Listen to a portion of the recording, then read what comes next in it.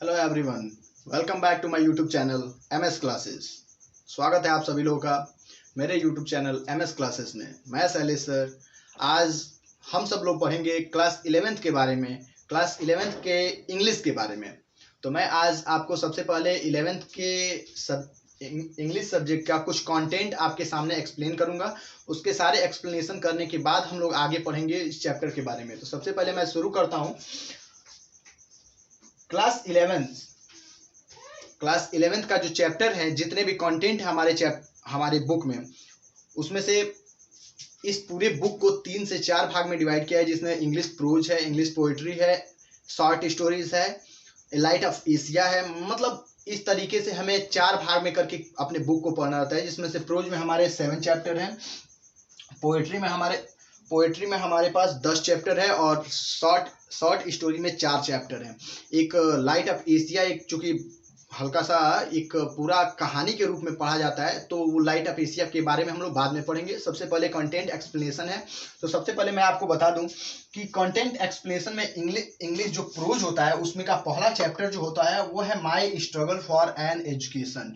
My struggle for an education, शिक्षा के लिए मेरा संघर्ष, शिक्षा के लिए मेरा संघर्ष। इसके राइटर है ब्रूकर टी वॉशिंगटन। क्या नाम है इनका? Brooker T Washington. Brooker T Washington एक अमेरिकन राइटर है।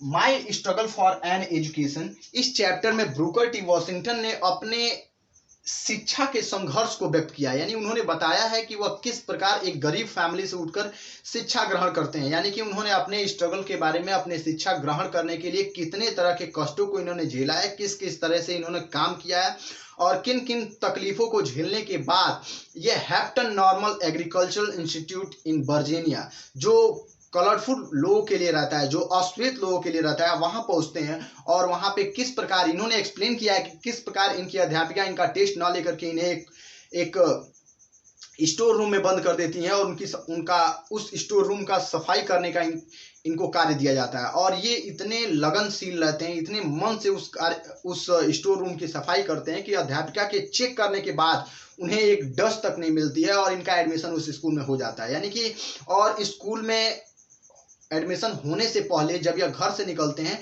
तो इनकी माँ का तबीयत ठीक नहीं रहता है। इस प्रकार किस तरीके से और किन कठिनाइयों को पार करने के बाद ये वहां तक पहुंचते हैं और इतने बड़े फेमस राइटर बन जाते हैं, इतने बड़े फेमस राइटर बने हैं ये। इन सारी चीजों के बारे में ब्रूकर टी वॉशिंगटन ने अपने इस चैप्टर, अपने इस माई स्ट्रगल फॉर एन एजुकेशन में व्यक्त किया है, बताया है। इसी क्रम में दूसरा जो चैप्टर है हमारा फॉरगेटिंग, जो रॉबर्ट लैंड का चैप्टर है। इनके राइटर कौन है? Robert land. फॉरगेटिंग मतलब होता है भुलक्कड़पन। भुलक्कड़पन का मतलब होता है साधारण तरीके से आम जीवन लाइफ में हम क्या करते हैं, कभी कभी बहुत सारी चीजें ऐसी होती हैं, जैसे मान लीजिए डेली लाइफ में हम पढ़ाई करते हैं, ठीक है, और हमारे जो टीचर होते हैं वो हमारा कॉपी कल चेक करने वाले होते हैं और अनफॉर्चुनेटली हम कॉपी घर छोड़ के चले जाते हैं। तो ये एक तरह का भुलक्कड़पन होता है, फॉरगेटिंग होता है एवरीथिंग। कभी कभी हम क्या करते हैं, चाय बना रहे होते हैं या कोई काम कर रहे होते हैं और अचानक से उस काम को वहीं छोड़ देते हैं और अपना दूसरा काम करने लगते हैं और वो काम खराब हो जाता है। तो फॉरगेटिंग मतलब किन किन चीजों को हम फॉरगेट कर जाते हैं, भूल जाते हैं। रॉबर्ट लैंड ने बताया कि साधारण तरीके से मानव के जीवन में, इंसान के जीवन में हर समय फॉरगेटिंग होती रहती है। यानी कि इंसान बहुत सारी चीजें ऐसी होती है जो जिसे क्या कर जाता है, वो भूल जाता है। इस चैप्टर के बारे में जब हम लोग पढ़ेंगे तो काफी इंटरेस्टिंग चैप्टर है, रॉबर्ट लैंड द्वारा लिखा हुआ, तो इसके बारे में हम जानेंगे। इसके बाद से तीसरा जो चैप्टर है इसी क्रम में, the ant and the grasshopper, W.S. मॉन्गम। The ant and the grasshopper का मतलब होता है चींटी और टिड्डा। चींटी और टिड्डा, इसके राइटर है W.S. मॉन्गम। अब इस चैप्टर में द एंट एंड द ग्रॉसशेपर से क्या मतलब है, इसमें एक द एंड का मतलब है एक एंट और एक ग्रासहोपर। इसमें एक एक्टिव व्यक्ति और एक लेजी व्यक्ति के बारे में इंडिकेट किया गया है, जिसमें एक्टिव व्यक्ति का किरदार के रूप में द एंट है और एक लेजीफुल व्यक्ति के रूप में ग्रासहोपर है। क्योंकि एक एक्टिव व्यक्ति हर समय अपना काम करता रहता है और वह फ्यूचर को सोच करके अपने सारे कार्यों को बहुत जल्दी खत्म कर लेता है, जबकि एक लेजी व्यक्ति यह सोचता रहता है कि छोड़ो अभी कुछ ही टाइम तो हुआ, आगे कर लेंगे और वह अंत समय तक उस कार्य को कर नहीं पाता है। तो इस चैप्टर के बारे में हम लोग, बहुत ही इंटरेस्टिंग चैप्टर है, बहुत ही इंटरेस्टिंग लेसन है, स्टोरी है इसकी, हम लोग आगे पढ़ेंगे तो बताया जाएगा। इस चैप्टर के राइटर है W.S. मॉन्गम।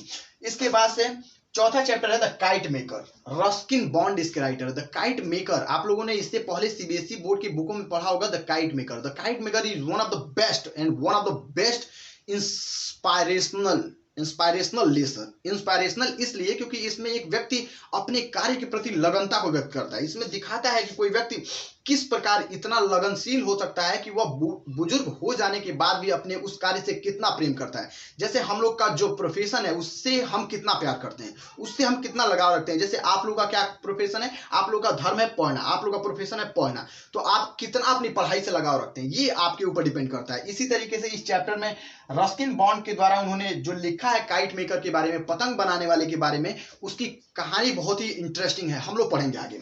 इसके बाद से पांचवा जो चैप्टर है हमारा the variety and the unity of India. PT Nehru, Pandit Jawaharlal Nehru, the first prime minister of India, उन्होंने इस चैप्टर को लिखा है the variety and the unity of India. The variety का मतलब होता है भिन्नताएं, यूनिटी का मतलब होता है यूनिटी का मतलब होता है एकमतता, यानी कि भारत की विभिन्न तरह की यूनिटी के बारे में बताया गया है कि यानी कि इस पूरे भारत में जितने भी राज्य हैं, जितने भी केंद्र शासित प्रदेश हैं, हर राज्य और हर जगह की भाषा अलग है, वेशभूषा अलग है, पहनावा अलग है, फिर भी इनमें कितनी एकता है, कितनी अखंडता है, कितना यूनिटी है इन सब के बीच, इसके बारे में पंडित जवाहरलाल नेहरू ने बताया है।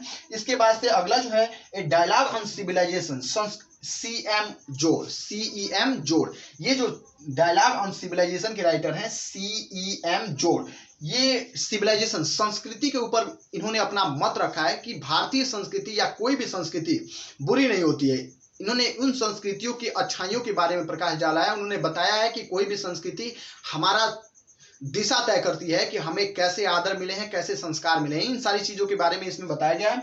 इसके बाद से अगला जो चैप्टर है ऑन एन अफ्रीकन रिवर, एक अफ्रीकन नदी के बारे में बताया गया है, जिसमें डेविड लिविंगस्टन इसके राइटर हैं। एन अफ्रीकन रिवर के राइटर हैं डेविड लिविंगस्टन। इस चैप्टर के बारे में जब चैप्टर पढ़ा जाएगा तो बताया जाएगा। इसके इसी क्रम में हम ये 7 चैप्टर जो होते हैं वो इंग्लिश प्रोज के होते हैं, और इंग्लिश प्रोज चूंकि बहुत ही इंपॉर्टेंट होता है, और इंग्लिश पोएट्री, क्योंकि इन इंग्लिश प्रोज से और इंग्लिश पोएट्री से क्या होते हैं 4-4 नंबर के क्वेश्चन अराइज किए जाते हैं, जिसमें पैसेज दिया जाता है, स्टेंजा दिया जाता है, और पूछा जाता है जो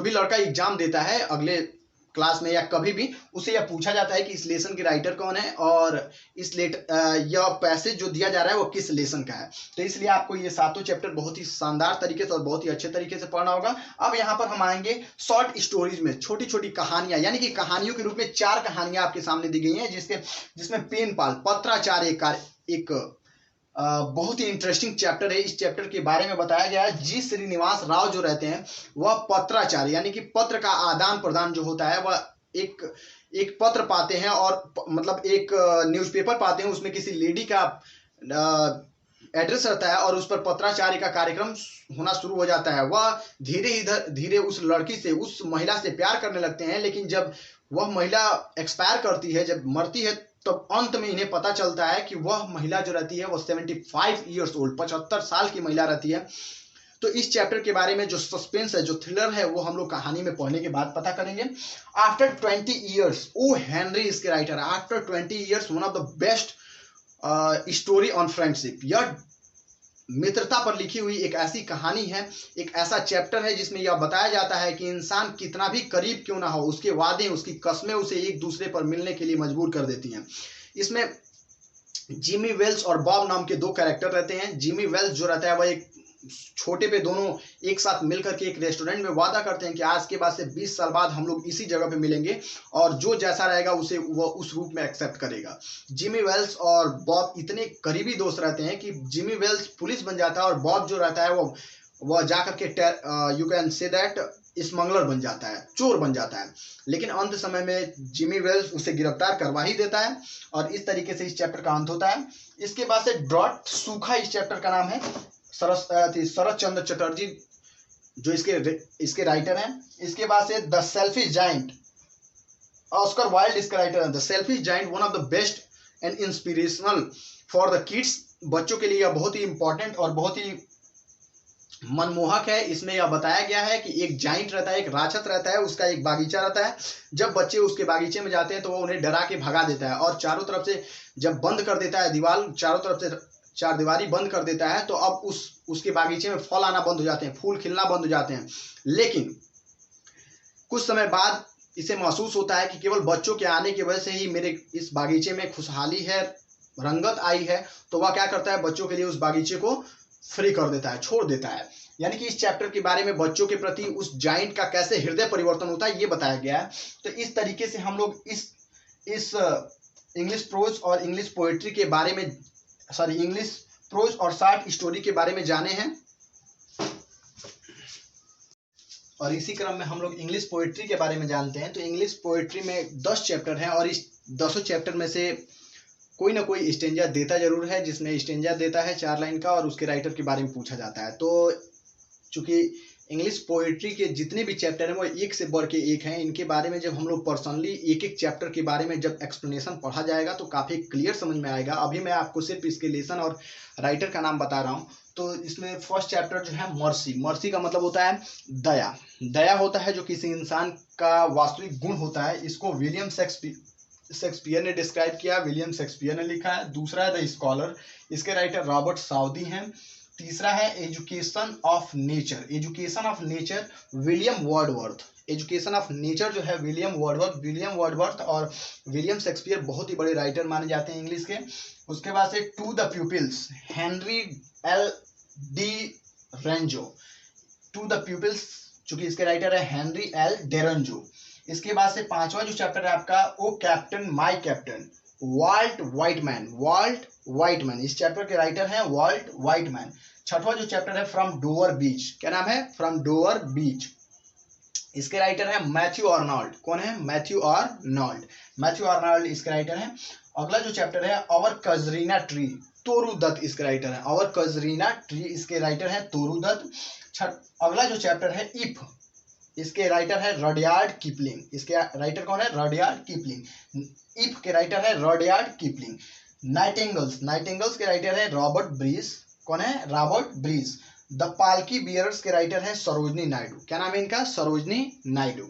यानी कि एक बार फिर मर्सी के writer William Shakespeare, the scholar के writer Robert Southey, education of nature के writer William Wordsworth, to the pupil Henry L Derozio, O captain my captain Walt Whitman, from Dover beach Matthew Arnold, और casuarina tree Toru Dutt, if Rudyard Kipling's और nightingales Robert Bridges, तथा palki bearers Sarojini Naidu.